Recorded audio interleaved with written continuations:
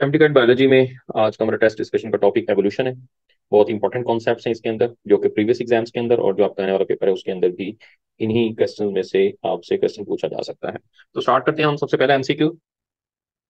पहला सवाल है, which scientist does not match his achievement. आपके पास डिफरेंट साइंटिस्ट की डिफरेंट अचीवमेंट है, कौन सी किसके साथ मैच नहीं कर रही।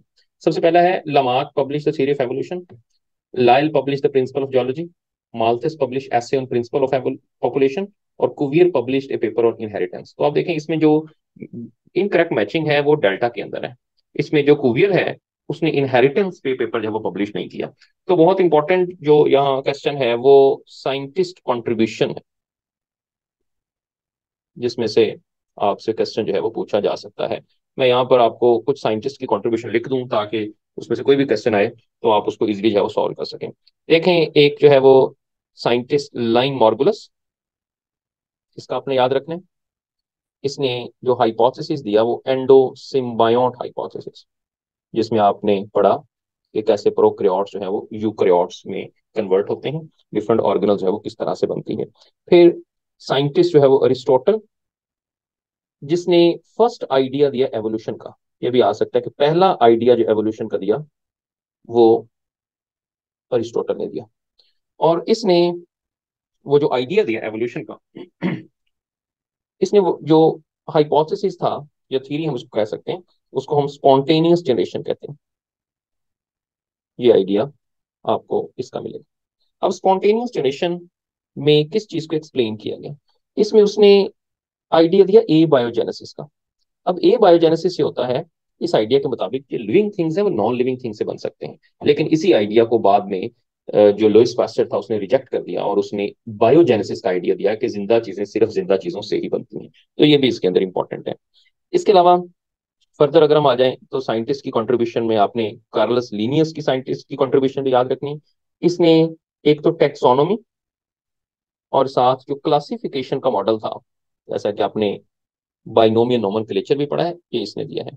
और दूसरा आप जानते हैं कि ये साइंटिस्ट बिलीव करता था स्पेशल क्रिएशन पे। स्पेशल क्रिएशन के एक आइडिया था शुरू में कि जितने भी ऑर्गेनिज्म होते हैं उनको स्पेशली क्रिएट किया गया है, इनकी प्रेजेंट फॉर्म में जिस तरह के वो प्रेजेंट है उसी फॉर्म में इनको जो है वो बनाया गया है। तो ये भी आपने इसके अंदर याद रखना है। इसके अलावा फर्दर अगर हम आगे आ जाएं तो हमारे पास जो है वो कुवियर साइंटिस्ट है एक। कुवियर का जो आइडिया है वो है कैटास्ट्रोफिज्म, ये आपने याद रखना है। फिर चार्ल्स लाइल, इसने थ्योरी ऑफ जो जियोलॉजी की थ्योरीज थी कि अर्थ का स्ट्रक्चर जो है वो किस तरह से फॉर्मुलेट हो रहा है, ये इसने बताया। इसके अलावा ह्यूटन, इसके बारे में पूछा जा सकता है। ह्यूटन की जो थ्योरी का नाम है वो है यूनिफॉर्मिटेरियनिज्म। अब यूनिफॉर्मिटेरियनिज्म जो है इसमें कि ग्रेजुअली अर्थ के स्ट्रक्चर के अंदर चेंज आती है। लाइल ने एक्चुअली इसी यूनिफॉर्मिटेरियनिज्म थ्योरी जो ह्यूटन की थ्योरी थी इसको फर्दर अप्रूव कराया, यानी उस पर मजीद काम करके उसके लिए एविडेंस प्रोवाइड किया। इसके अलावा एक हैकल का आइडिया है, ये भी बहुत इंपॉर्टेंट है, अर्नस्ट हैकल का, और वो है ऑन्टोजनी रिकैप्सुलेट फाइलोजेनी। अब इसने बताया कि जैसे एक ऑर्गेनिज्म के बनने में डिफरेंट डेवलपमेंटल स्टेजेस आती हैं, इसी तरह से एवोल्यूशन के दौरान भी ऑर्गेनिज्म जो है वो इवॉल्व होकर डिफरेंट शेप्स में कन्वर्ट हो जाते हैं। तो ये आइडिया जो हैक्कल का था। इसके अलावा एक साइंटिस्ट जो था उसका नाम ऑगस्ट वेसमैन। ऑगस्ट वेसमैन ने आइडिया दिया, इसने जर्म प्लाज्म थ्योरी दी। जर्म प्लाज्म थ्योरी, तो ये भी आपने इसमें याद रखना है। साइंटिस्ट की कंट्रीब्यूशन बहुत इंपॉर्टेंट है, मैं जितने भी पॉसिबल यहाँ पर साइंटिस्ट हैं जिनके बारे में पूछा जा सकता है मैं वहां आपको मेंशन कर देता हूँ। फिर लमार्क। लमार्क जो है इसने फर्स्ट कॉम्प्रिहेंसिव मॉडल दिया एवोल्यूशन का। First comprehensive model of evolution Lamarck ने दिया। ये एमसीक्यू इसके बारे में आ सकता है। दूसरा आप जानते हैं इसकी थ्योरी ऑफ इनहेरिटेंस है, और इसने एक बुक भी लिखी थी, वो फिलोसफी जोलॉजी की। तो ये भी इसकी बुक है। इसके अलावा डार्विन का अगर पूछा जाए तो सबसे जो बेसिक थ्योरी थी, यानी जो फेमस थ्योरी थी एवोल्यूशन की, वो इसकी थी, फेमस थ्योरी ऑफ एवोल्यूशन, जिसमें उसने स्पीशीज की बात की। यानी यहाँ पर अगर मैं लूं कि न्यू स्पीशीज कैसे अराइज होती हैं, ये पूछा जा सकता है, भी इसकी थ्योरी का पार्ट है। दूसरा जो थ्योरी नेचुरल सिलेक्शन है वो भी डार्विन की थ्योरी थी, तो ये आपने इसमें याद रखना है। और इसने एविडेंस के साथ एवोल्यूशन की बात की, एवोल्यूशन विद एविडेंसेस। तो ये जो इंपॉर्टेंट साइंटिस्ट हैं जिनके बारे में क्वेश्चन है वो पूछा जा सकता है, इनको आपने लर्न करना है। फर्दर हमारे पास कुछ क्वेश्चंस हैं भी, और इनकी बेस पर हम जो है वो अगर मुख्तलिफ तरह के जो क्वेश्चंस हैं उनको हम सॉल्व भी करेंगे। अच्छा जी, पहले क्वेश्चन में तो डी ऑप्शन करेक्ट है। अब आ जाते हैं सेकंड क्वेश्चन में। Theory of spontaneous generation were propose by, अभी मैंने आपको बता दिया अरिस्टोटल ने थ्योरी ऑफ स्पॉन्टेनियस जनरेशन दी। इसके अकॉर्डिंगली इसने देखा कि जितनी भी लाइफ है वो नॉन लिविंग थिंग से बन जाती है, अचानक बन गई, और उसमें ए बायोजेनेसिस का आइडिया दिया। थर्ड क्वेश्चन है, who propose the theory of uniformitarianism. देखिए अगेन वो क्वेश्चन हम यहाँ पे पढ़ चुके हैं, जेम्स ह्यूटन, ये theory of uniformitarianism James Houghton ने दी।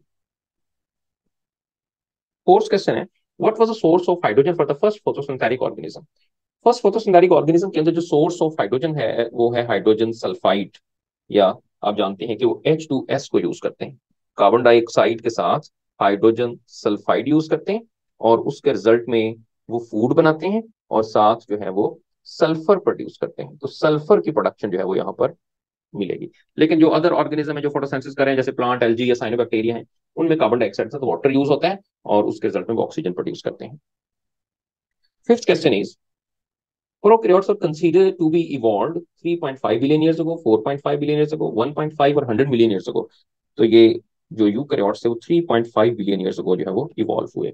और अगर यूकैरियोट्स की बात की जाए तो eukaryotes 1.5 billion years ago evolve हुए। ये क्वेश्चन दोनों आ सकते हैं, क्योंकि सबसे अर्लीस्ट लाइफ है जो कि आर्क्योबैक्टीरिया है वो 3.5 बिलियन ईयर्स अगो इवॉल्व हुए। क्वेश्चन नंबर 6 है, archaebacteria can survive eight 150 degree, 300 degree, 120 degree, 200 degree. तो आप जानते हैं कि ये हाई टेम्परेचर को बेयर करते हैं, 120 डिग्री पे सर्वाइव करते हैं। और आर्क्योबैक्टीरिया के बारे में याद रखना है कि ये एंशियंट ऑर्गेनिज्म है, एक तो ये आपने याद रखना है। दूसरा जो आर्क्योबैक्टीरिया होते हैं, ये आपको मैंने बताया था, they showed more resemblance with eukaryotes. यानी अगर पूछा जाए यूकैरियोट्स के साथ क्या यूबैक्टीरिया की ज्यादा रिजेम्बलेंस है या आर्क्योबैक्टीरिया की ज्यादा रिजेम्बलेंस है, तो आपने बताना है कि आर्क्योबैक्टीरिया की यूकैरियोट्स के साथ ज्यादा रिजेम्बलेंस है। तो ये भी एक बड़ा इंपॉर्टेंट पॉइंट है। क्वेश्चन नंबर 7 है, flagella might have arisen through the injection of, ये एंडोसिम्बायोन से क्वेश्चन आया है। साइनोबैक्टीरिया, क्लेमिडोमोनास, स्पाइरोजाइरा और पैरामीशियम। तो आप जानते हैं कि फ्लैजेला जो है वो स्पाइरोकीट से बनते हैं। इसी तरह से साइनोबैक्टीरिया जो है उससे उसी तरह के ऑर्गेनिज्म से उन्होंने बताया एंडोसिम्बायोट हाइपोथेसिस में कि इससे क्लोरोप्लास्ट डेवलप होते हैं। और माइटोकॉन्ड्रिया से जो है वो सॉरी, जो माइटोकॉन्ड्रिया है वो कहाँ से इवॉल्व होते हैं, वो इवॉल्व होते हैं एरोबिक बैक्टीरिया। तो एरोबिक बैक्टीरिया से इवॉल्व होते हैं माइटोकॉन्ड्रिया। तो ये एंडोसिम्बायोन लाइन मॉर्गुलस का जो हाइपोथेसिस है उसके अंदर इसको एक्सप्लेन किया गया। एट्थ क्वेश्चन पे आ जाते हैं, new Darwinism as integrated discoveries and ideas from taxonomy, palaeontology, genetics, all of the above. तो ये सारे के सारे फील्ड्स जो है इनको आपस में अटैच करके न्यू डार्विनिज्म बनाएगी। न्यू डार्विनिज्म जो है उसमें आप जानते हैं इसके लिए एक वर्ड यूज होता है, मॉडर्न सिंथेसिस। एक तो ये आपने इसके लिए याद रखना है। दूसरा, हम जानते हैं कि इसमें दो चीजों को आपस में रिकंसील किया गया, एक डार्विनिज्म को रिकंसील किया गया और साथ मेंडलिज्म को रिकंसील किया गया। ये भी सवाल पेपर में आ सकता है। दूसरा एक और इंपॉर्टेंट पॉइंट कि इस कोई डिस्कवरी में या इसकी फॉर्मेशन में जो एक टर्निंग पॉइंट था वो था पॉपुलेशन जेनेटिक्स। जैसे ही पॉपुलेशन जेनेटिक्स की बर्थ हुई उसी दौरान फिर इन तमाम दोनों जो पॉइंट्स थे, जो थ्योरीज थी, उनको आपस में रिकंसील किया गया। So this was the turning point in formation of the new Darwinism और मॉडर्न सिंथेसिस। उसके बाद क्वेश्चन नंबर 9 पे आ जाए, what was the name of the ship that Charles Darwin sailed on during his famous voyage to the Galapagos island. आप जानते हैं कि उसने एक नेवल शिप पर दुनिया का जो वो चक्कर लगाया, तो उस शिप का नाम था HMS बीगल। ये भी इंपॉर्टेंट है, लर्निंग क्वेश्चन है, याद रखना है।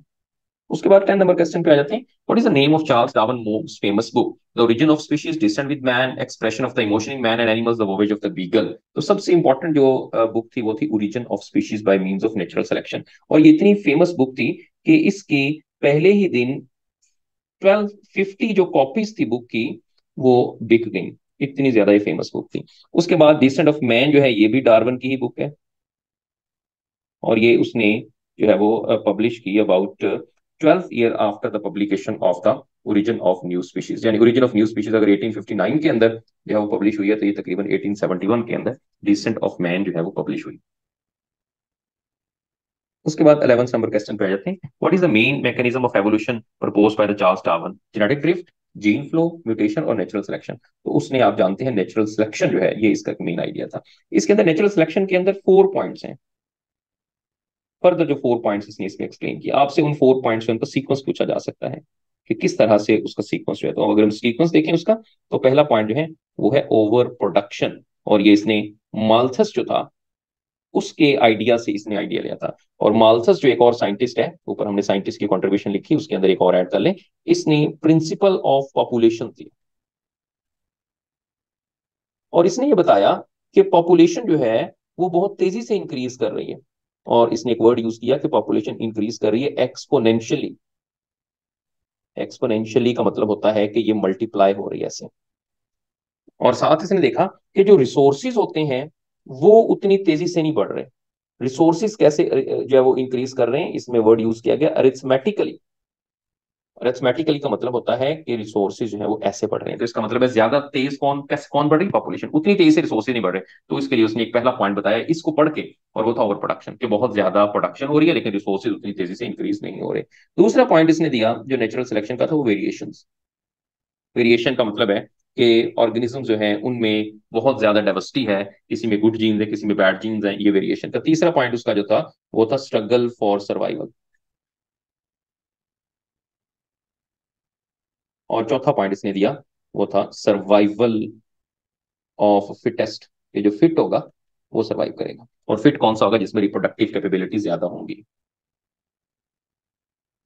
क्वेश्चन नंबर 12 है, according to the Darwin theory of natural selection which of the following is true? All individual in population are equally fit. Equally fit तो नहीं होते। Individual that are stronger and fastest survive. Strongest और fastest survive जरूरी नहीं है कि strongest होगा या फास्टेस्ट होगा वो सर्वाइव करेगा। Individual that are best adaptive to the environment और more likely to survive and reproduce. Yes, जो फिट होगा, अडेप्टिव होगा एनवायरमेंट के लिए, वो सर्वाइव करेगा और रिप्रोड्यूस करेगा। अब ये बड़ा की पॉइंट है इसका। अगर ये रिप्रोडक्टिव कैपेबिलिटी उसकी अच्छी नहीं होगी, इसका मतलब है कि वो नेचुरल सिलेक्शन में सिलेक्ट नहीं होगा। हो सकता है लेकिन श्योर नहीं है। तो रिप्रोडक्टिव कैपेबिलिटीज का होना जरूरी है, क्योंकि अकॉर्डिंग टू डार्विन, अगर डार्विन जो है वो किसी ऑर्गेनिज्म को फिट कह रहा है, मैं यहाँ पे लिख देता हूं कि डार्विन की अकॉर्डिंगली फिट कौन होगा, तो याद रखना है जिसमें ज्यादा रिप्रोडक्टिव कैपेबिलिटीज होंगी वो फिट होगा। ये बड़ा इंपॉर्टेंट और की पॉइंट है इसका।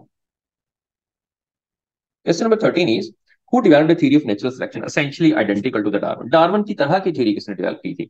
ये आप जानते हैं, अल्फ्रेड रसल वेलस। इसने डार्विन की थ्योरी की तरह का आइडिया दिया था, या हम ये कह सकते हैं कि ये एक को कंट्रीब्यूटर है इन Darwin theory.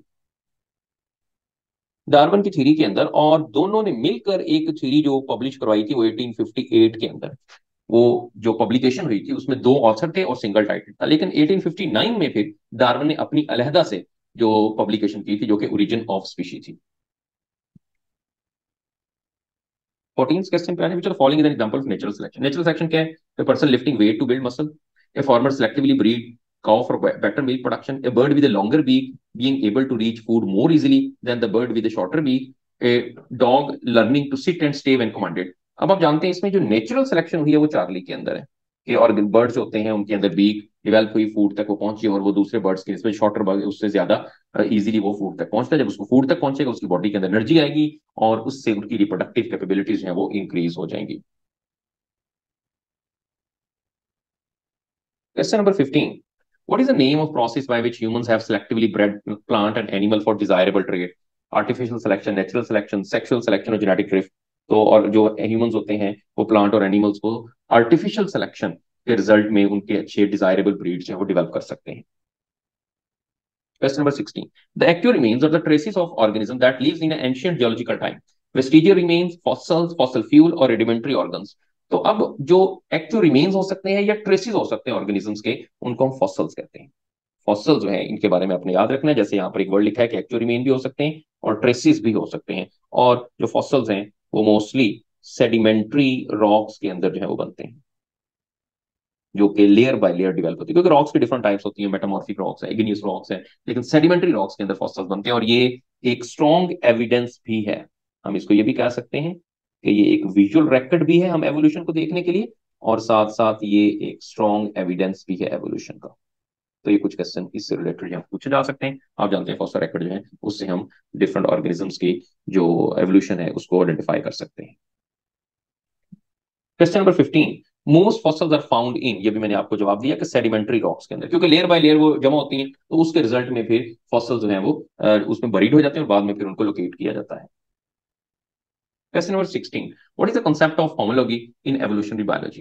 The idea that different species have similar physical structure because they shared a common ancestor, the idea that species evolve in parallel with no common ancestor, the idea that species evolve through a series of punctuated equilibria, the idea that species are fixed and unchanged. तो हम जानते हैं homology हम कहते हैं alpha के अंदर ये करेक्ट ऑप्शन है। The idea that the organism have similar physical structure and they share the common ancestor, और उनके अंदर जो ancestry है वो common होती है। 17th है, what is the name of scientist who independently proposed a similar theory of evolution around the same time as the Charles Darwin? अभी हमने इस पे बात की कि अल्फ्रेड रसल वेलस, इसने सेम आइडिया जैसा कि डार्विन के आइडिया थे, और इसने डार्विन को कुछ पेपर भी सेंड किए थे, डार्विन ने देखा कि ये सेम आइडिया है जो कि उसके माइंड में है, जिसकी वजह से इन्होंने फिर मिलकर एक बुक 1858 में पब्लिश की।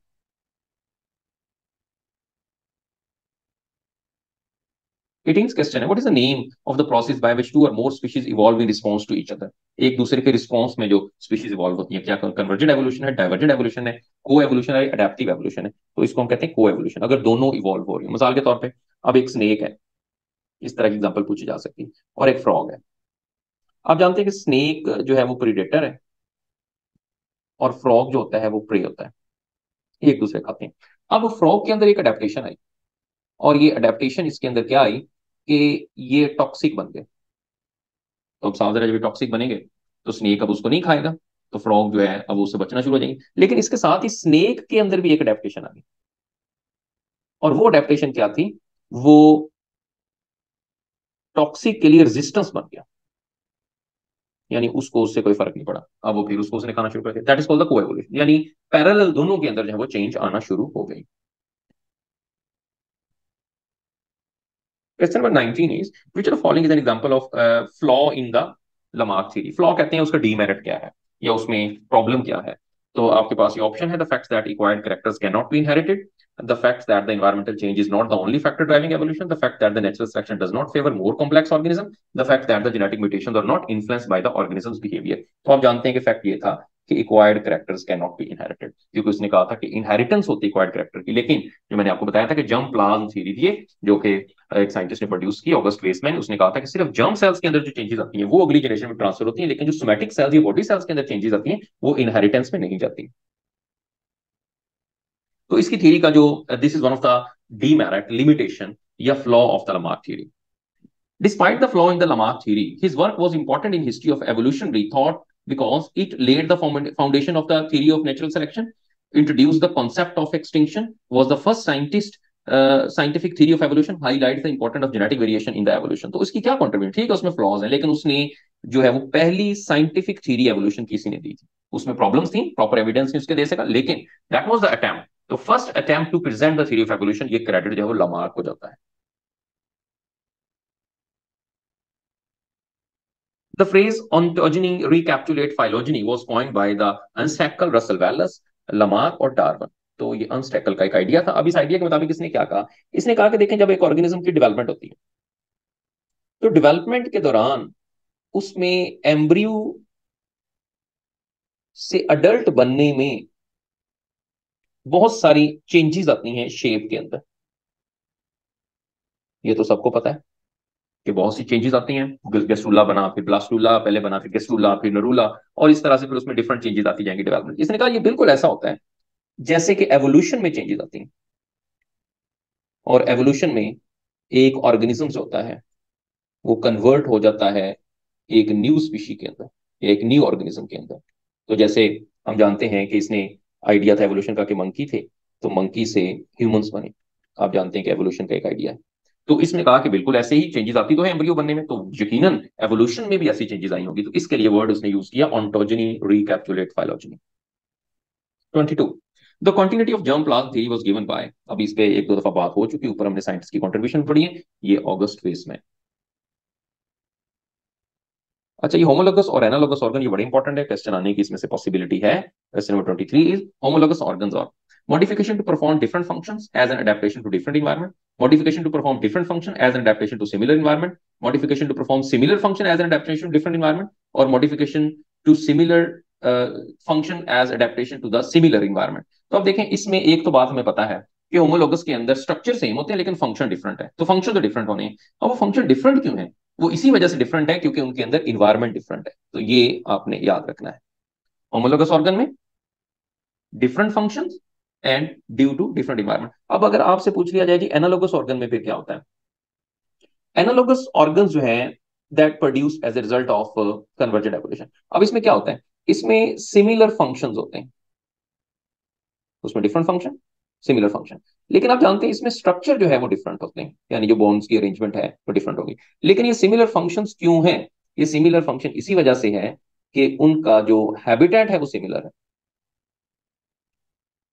हैबिटेट सिमिलर हो गया, जैसे एक बर्ड है वो फ्लाई कर रहा है, विंग्स है उसके अंदर, एक मॉस्किटो भी फ्लाई करना है, दोनों एयर में रह रहे हैं, इसका मतलब है कि उनका इन्वायरमेंट सेम है, हैबिटेट सिमिलर है, जिसकी वजह से उन्होंने सेम फंक्शन, लेकिन ओरिजिनली ये स्ट्रक्चर डिफरेंट है। इसका मतलब है कि इनके इंसेस्टर डिफरेंट है, लेकिन वो ड्यू टू सिमिलर हैबिटेट उनके फंक्शन सिमिलर हो गए। इसको एनालोगस ऑर्गन कहते हैं। बड़ा इंपॉर्टेंट है कि इन्वायरमेंट का याद रखने के, different environment similar environment, habitat भी लिख सकते हैं और इसके लिए वर्ड इन्वायरमेंट भी यूज हो सकता है। 24th क्वेश्चन है, which following is an example of homologous organ. अब देखिए होमोलोगस ऑर्गन में हमने क्या देखना है, दो तीन चीजें इसके अंदर देखनी होती है, ये मैं भी आपको बता दूं। इसमें हमने तो ये देखना होता है कि बोन अरेंजमेंट जो होती है वो सेम हो, बोन अरेंजमेंट सेम, इसमें कॉमन इंसेस्ट्री होनी चाहिए, कॉमन इंसेस्टर। फिर फंक्शन जो होंगे वो डिफरेंट हो सकते हैं, लेकिन इसके साथ ही इन्वायरमेंट या हैबिटेट भी डिफरेंट होगा, ये इसके अंदर जो है वो आना चाहिए। इनमें से फिर कोई भी आ जाएंगे तो उस पर हम देखेंगे कि कौन कौन से इसमें है। तो पहला है कि wings of birds and the wings of insects, arms of humans and the flippers of the dolphin, eyes of insects and the eyes of the mammals, legs of the dogs and the legs of the horse।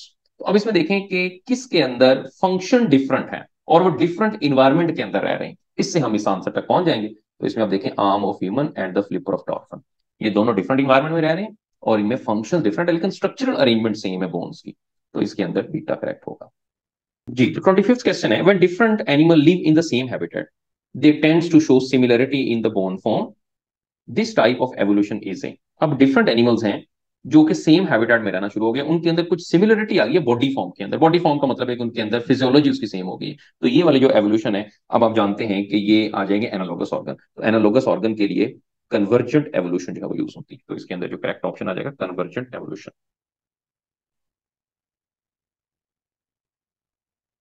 26th, which of following is most widely accepted hypothesis for the origin of eukaryotes from the prokaryotes। अभी हमने बात की है कि एंडोसिम्बायोट hypothesis जो कि line मॉर्गुलस ने दिया, और ये हाइपोथेसिस है कि प्रोकैरियोट्स यूकैरियोट्स में इवॉल्व हुए, उसमें डिफरेंट ऑर्गेनल्स बने हैं और डिफरेंट बैक्टीरिया से ऑर्गेनल्स डेवलप हुए हैं।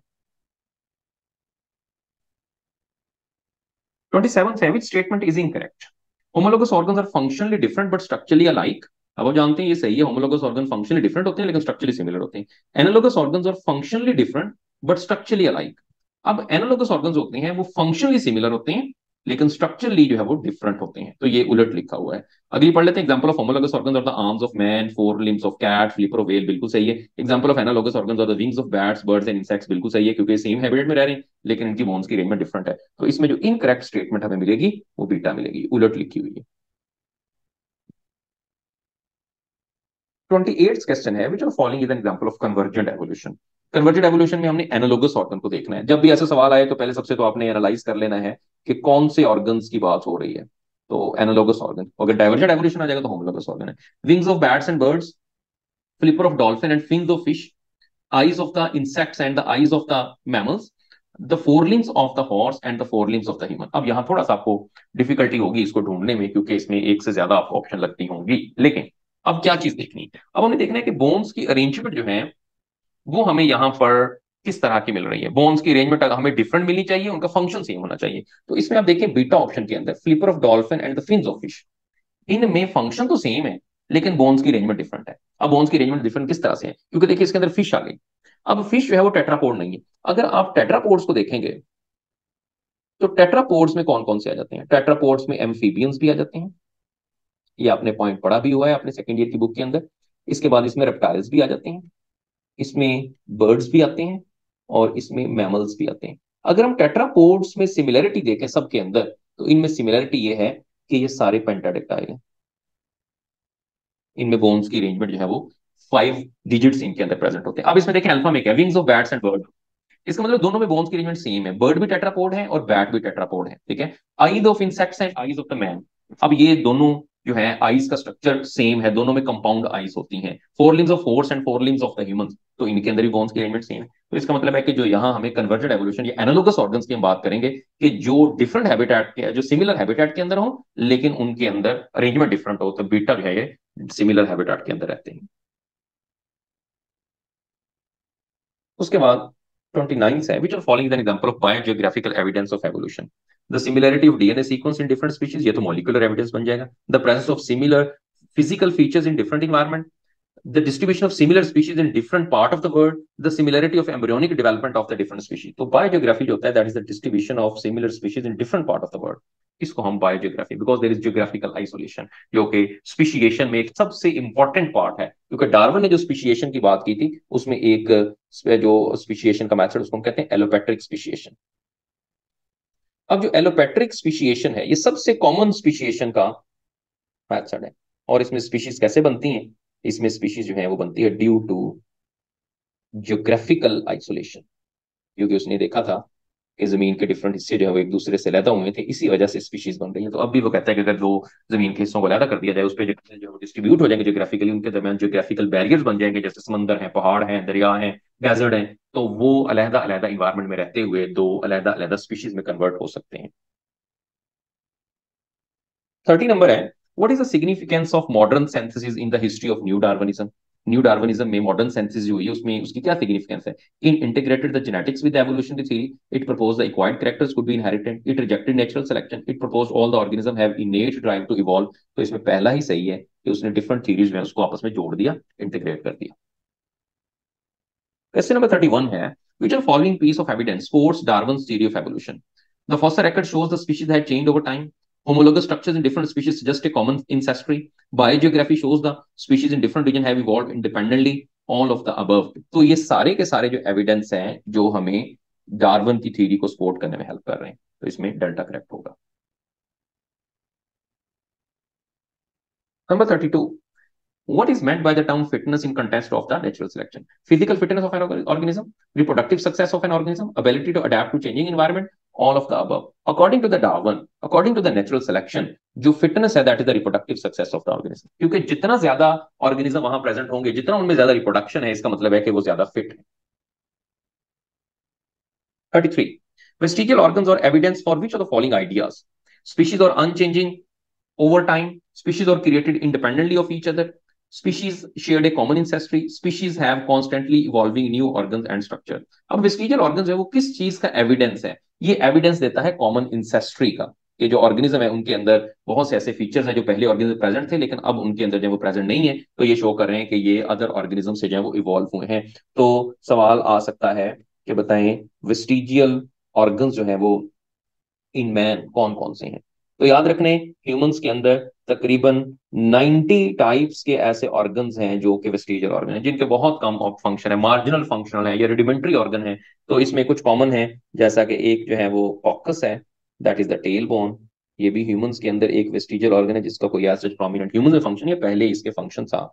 इसी तरह से वर्मी फॉर अपेंडिक्स, अपेंडिक्स का भी नॉन फंक्शन नहीं है और ये भी एक वेस्टिजियल ऑर्गन जो है वो कंसीडर होती है। इसी तरह से विजडम टूथ जो है, जो इसको हम लास्ट मोलर कहते हैं, ये भी एक वेस्टिजियल ऑर्गन है। और कुछ कंट्रीज के अंदर तो बकायदा ये खत्म ही हो गया है ह्यूमंस के अंदर, अब इनमें नहीं आता, तो ये शो हो रहा है कि ह्यूमंस के अंदर एवोल्यूशन हो रही है। इसके अलावा फर्दर हम आ जाएं तो निक्लेटिंग मेम्ब्रेन, ये मैमल्स में है और बाकी एनिमल्स के अंदर भी है, लेकिन ह्यूमंस के अंदर ये एक वेस्टिजियल ऑर्गन है, आइज के अंदर होती है उसकी प्रोटेक्शन और उसकी क्लीनिंग के लिए।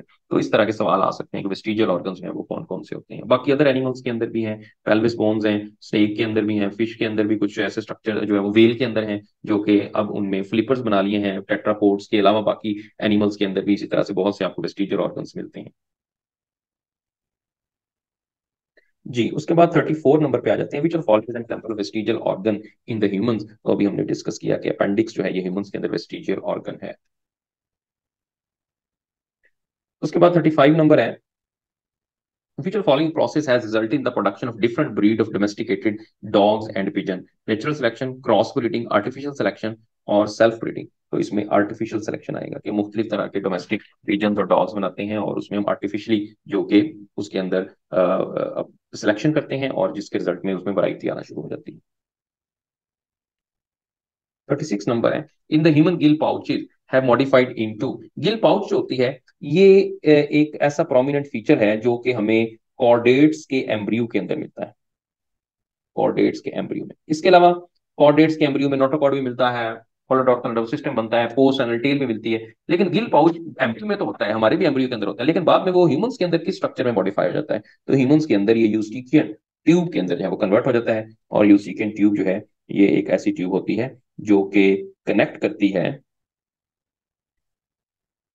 इनर ईयर को टू थ्रॉट।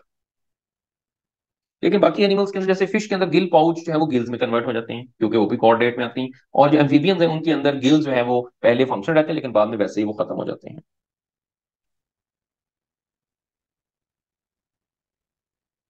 जी, उसके बाद 37 नंबर पे आ जाते हैं, नेचुरल सिलेक्शन कैन एम्पलीफाई और damage those variations that are non-heritable, heritable, both heritable and non-heritable और acquired। तो नेचुरल सिलेक्शन में वही वेरिएशन एम्पलीफाई होती हैं जो कि हेरिटेबल होती हैं, यानी अगली जनरेशन के अंदर जो है वो मूव ऑन होती हैं।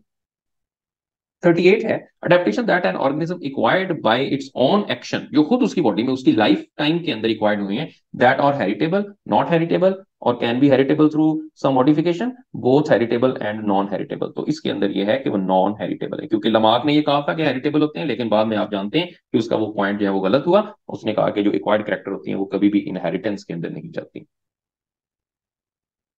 39 नंबर है, which are falling is not a function of human coccus tailbone, which is considered a vestigial structure, attachment site for the muscles, balance and stability of while sitting, support for the pelvis, digestive function। तो आप जानते हैं ऊपर वाले तीनों function हो सकते हैं ए बी सी के अंदर, लेकिन इसका डाइजेस्टिव फंक्शन नहीं है। बाकी इसका काम मसल की अटैचमेंट भी होता है, बैलेंस भी करता है बॉडी में। बाकी एनिमल्स जो है जिनके अंदर टेल होती है वो कहता है टेल अटैच होती है और वो बैलेंसिंग का भी काम करती है, पेल्विस को भी सपोर्ट करती है, लेकिन डाइजेस्टिव फंक्शन नहीं।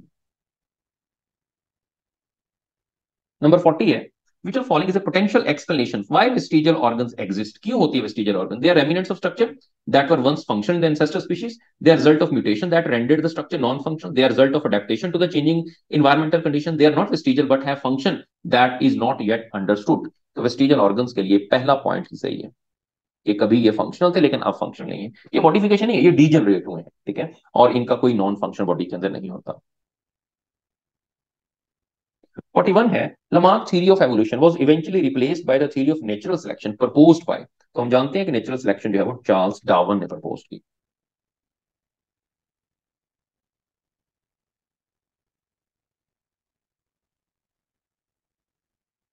Question number 42, Lamarck believed the giraffe evolved long neck through natural selection favoring individual with longer neck, inheritance of acquired trait from stretching to reach higher leaves, hybridization with long other long neck species, genetic drift causing random change in the neck length। तो आप जानते हैं कि उसका जो idea उसके accordingly उसने कहा था कि यहाँ पर इनहेरिटेंस हुई एक्वायर्ड कैरेक्टर की, जिससे वो स्ट्रेच की उन्होंने, ताकि वो ऊपर वाले पत्तों को खाना शुरू हो जाए, नीचे घास खत्म होगी थी। तो ये अकॉर्डिंग टू लमार्क था, लेकिन बाद में जब स्टडी किया गया तो फिर अल्फा पहले वाला पॉइंट सही होना। अब अगर हम बात करें कि नेचुरल सिलेक्शन हुई और लॉन्गर नेक जो है वो फेवर्ड हुए, शॉर्टर नेक जो है उनको फेवर नहीं मिली, जिसकी वजह से वो खत्म हो गए, लॉन्गर नेक जो है वो अभी तक एग्जिस्ट कर रहे हैं। 43, in allopatric speciation new species or arise as a result of geographical isolation, genetic isolation, ecological isolation और reproductive isolation। तो इसमें आप जानते हैं, अभी मैंने बताया आपको geographical isolation। देखिए तीन आइडिया है स्पीशिएशन के, लेक्चर में भी आपने ये देखा होगा। एक तो एलोपैट्रिक स्पीशिएशन, अभी मैंने आपको पहले भी बताया है और अभी भी आपको बता दिया कि एलोपैट्रिक स्पीशिएशन में क्या होता है, जियोग्राफिकल आइसोलेशन होती है। दूसरी जो होती है आइडिया वो है सिम्पैट्रिक स्पीशिएशन। सिम्पैक्ट्रिक स्पीशिएशन में रिप्रोडक्टिव आइसोलेशन होती है, यानी दो ऑर्गेनिज्म जो है या ग्रुप ऑफ ऑर्गेनिज्म जो है वो रिप्रोडक्टिवली अगर आइसोलेट हो जाए। समटाइम ये होता है कि ड्यू टू पॉलीप्लॉइडी ऑर्गेनिज्म में नॉन डिसफंक्शन हो जाती है और वो एक ग्रुप अपने तौर पर रिप्रोड्यूस करना शुरू करता है, दूसरे ग्रुप से वो रिप्रोड्यूस नहीं करता। तो अकॉर्डिंग टू द डार्विन और उसकी थ्योरी, तो उसने कहा कि जब, या अदर साइंटिस्ट ने भी इसमें फर्दर कंट्रीब्यूशन दी कि अगर वो रिप्रोडक्टिवली आइसोलेट हो जाए तो, और रिप्रोडक्टिव अपने ही ग्रुप के अंदर करते रहें, तो जिससे नई स्पीशीज बन सकती हैं। तीसरी तरह का जो आइडिया है वो है पैरापेट्रिक स्पीशिएशन। पैरापेट्रिक में ये होता है कि वो नई निश डेवलप कर लेते हैं, फॉर्मेशन ऑफ न्यू निश, यानी कि वो अपनी लोकल पॉपुलेशन से थोड़ा सा सेपरेट हो जाते हैं, लेकिन वो ना तो जियोग्राफिकली आइसोलेट हैं, बल्कि सिर्फ और सिर्फ एक नई निश में रहना शुरू कर दिया, जिसकी वजह से वो भी अपनी लोकल पॉपुलेशन से अलहदा स्पीशीज बन सकती है। तो इसको हम पैरापेट्रिक स्पीशिएशन कहते हैं। Question number 44, the first living organism on earth were likely to be prokaryote. सबसे पहले प्रोकैरियोट आए, फिर उसके बाद जो है वो यूकैरियोट्स इवॉल्व हुए। The oldest non fossils approximately how old, कितना हो सकता है? तो जब लाइफ ओरिजिनेट हुई थी उसी वक्त वो फॉसिल्स भी ओल्डेस्ट नॉन भी हो गए, क्योंकि वो सबसे पुराना फॉसिल्स है वो प्रोकैरियोट्स के मिले हैं 3.5 बिलियन ईयर्स अगो। 46 है, the modern day horse Equus has one large central toe but the earliest horse has, जो शुरू के हॉर्स थे उनमें कितने टोस थे? तो याद रखना उनमें 4 टोस थे। तो ये एवोल्यूशन ऑफ हॉर्स एक बड़ी गुड एग्जांपल है जो कि हमें एवोल्यूशन के बारे में बता रही है। एवोल्यूशन ऑफ हॉर्स आपकी बुक में मेंशन किया हुआ है, that is the best example of foster record, जिसका हमारे पास कंप्लीट फॉस्टर रेकॉर्ड है और हम इसमें कंप्लीट एवोल्यूशन बता सकते हैं। अब मॉडर्न डे हॉर्स तो आपको बता दिया, इसको इक्वस कहते हैं, जिसके अंदर एक टो होता है, सिंगल सेंट्रल लो। लेकिन जो अर्लीस्ट हॉर्स था उसका नाम भी आपने याद रखना है, उसका नाम था इयोहिपस, और इसमें जैसा कि आपको बताया कि 4 टोस थे। तो सवाल ये आ सकता है कि हॉर्स की जब एवोल्यूशन हुई तो क्या चेंज इसके अंदर हुई? तो चेंज जो हुई है वो रिडक्शन ऑफ टोस हुई। 4 से 3 बने, 3 से 2 बने, 2 से फिर 1 रह गया, अब हॉर्स के अंदर एक टो है। 47, which of following is not showing the molecular biology as an evidence of evolution? Same genetic DNA triplet codon, same 20 amino acid, same type of introns, all or the molecular evidence, सारे के सारे molecular evidence हैं। अब इसमें सब में triplet codon होता है। ट्रिपलेट कोडॉन का मतलब ये है कि आपने ये पढ़ा हुआ है कि जो जेनेटिक कोडॉन होता है इज यूनिवर्सल। तो यूनिवर्सल का मतलब ये है कि एक कोडॉन एक जगह जो अमीनो एसिड कोड कर रहा है, बाकी ऑर्गेनिज्म के अंदर भी वही कोडॉन वो अमीनो एसिड चेन के अंदर इनकोड कर रहा है। अमीनो एसिड की तादाद जो है वो 20 है सब ऑर्गेनिज्म के अंदर। इंट्रॉन्स होता है ये एक नॉन कोडिंग सीक्वेंस होता है इन मैसेंजर आरएनए, इसको इंट्रॉन कहते हैं, और ये भी तमाम ऑर्गेनिज्म के अंदर तकरीबन प्रेजेंट है। तो ये एविडेंस है। इसके अलावा आपकी बुक में एक साइटोक्रोम प्रोटीन शो किया हुआ है, वो भी तमाम ऑर्गेनिज्म के अंदर एक रेस्पिरेटरी प्रोटीन है। ऑल और the molecular evidences of the evolution. उसके बाद नेक्स्ट क्वेश्चन है 48, the Wallace paper about the theory of natural selection were presented to the society of London. कौन सी सोसाइटी थी? लामार्कियन, डार्विनियन, लीनियन और evolutionary. तो इसमें हमारे पास है कि वो लीनियन सोसाइटी लंदन को इसको प्रेजेंट किया गया था। तो ये हमारा आज का डिस्कशन है एवोल्यूशन पे, जिसमें बहुत इंपॉर्टेंट पॉइंट थे। इससे रिलेटेड अगर क्वेश्चन है आपके माइंड में तो पूछ सकते हैं।